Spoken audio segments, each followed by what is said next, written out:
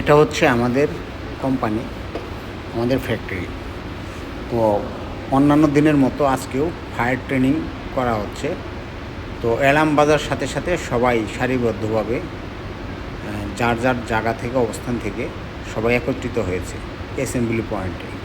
আসলেই এ ফায়ার ট্রেনিংয়ের মূল উদ্দেশ্য হচ্ছে, যদি কখনো কোনো দুর্ঘটনা ঘটে তাহলে আমরা দ্রুত কীভাবে নিরাপদ স্থানে আসব, এখানে সেই ধরনের ট্রেনিং এবং অ্যাওয়ারনেস করা হয়। আসলে এই ট্রেনিংয়ের মাধ্যমে আমরা এই ধরনের দুর্ঘটনা এড়িয়ে চলতে পারি। এই ট্রেনিংটা শুধু কোম্পানি বা একটা ফ্যাক্টরিতে সীমাবদ্ধ থাকা উচিত নয়। এটা আমাদের সারা বাংলাদেশ বলেন, সারা বিশ্বের প্রত্যেকটা মানুষেরই এই ট্রেনিংয়ের আওতাভুক্ত হওয়া উচিত। যদি কখনো দুর্ঘটনা ঘটে তাহলে আমরা উত্তেজিত না হয়ে, হুড়োহুড়ি না করে দ্রুত নিরাপদ স্থানে যেন আসতে পারি।